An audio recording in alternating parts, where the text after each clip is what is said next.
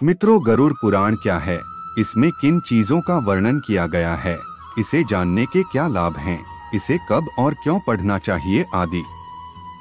गरुड़ पुराण को लेकर आपने मन में उठे सवालों का जवाब जानने के लिए आपको इस वीडियो को पूरा वॉच करें तो नमस्कार, आप सभी का एक बार फिर हमारे चैनल अमन शर्मा में स्वागत है। गरुड़ पुराण के अनुसार जब किसी की मृत्यु होती है तो मृत्यु के बाद आत्मा भौतिक शरीर का त्याग कर एक सूक्ष्म शरीर में प्रवेश करती है, जो इसे बाद के जीवन में ले जाती है। जीवन में किए गए पापों के आधार पर मरने की प्रक्रिया के दौरान आत्मा को दो विभिन्न स्तरों के दर्द और पीड़ा का अनुभव करना पड़ता है। मृत्यु के बाद आत्मा मृत्यु के देवता यम से मिलती है, जो आत्मा के कर्मों के आधार पर न्याय करते हैं।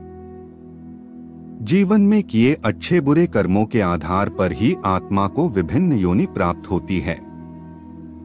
परलोक पहुंचने से पहले आत्मा यमलोक पहुंचती है। यहाँ आत्मा को यम द्वारा आंका जाता है और उसके पापों के लिए दंड का अनुभव कराया जाता है। यमलोक के बाद के क्षेत्र को चित्रगुप्त की दुनिया कहा जाता है। यहाँ आत्मा को अच्छे बुरे कर्मों के आधार पर उसके भाग्य का निर्धारण किया जाता है। इसका बाद तीसरा क्षेत्र आता है, जिसे स्वर्ग कहते हैं। यहाँ पहुंचकर ऐसी आत्माएं आनंद लेती हैं जिसने जीवन में अच्छे कर्म किए होते हैं। वहीं चौथे लोक को नरक कहा जाता है। यहाँ आने वाली आत्माएं अपने बुरे कर्मों के आधार पर दंड भोगती है। स्वर्ग के बाद के जीवन के अलग अलग क्षेत्रों में अलग अलग अवधि होती है, जिसमें स्वर्ग सबसे छोटा और नरक सबसे लंबा होता है।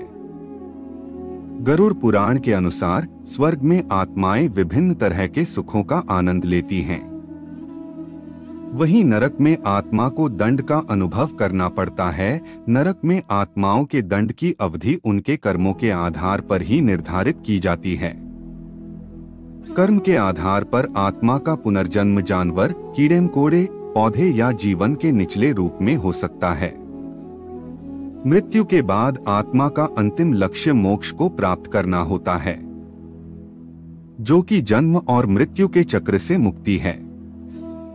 जब आत्मा मोक्ष प्राप्त कर लेती है तो वह जन्म और मृत्यु के चक्र से मुक्त हो जाती है और परमात्मा में विलीन हो जाती है।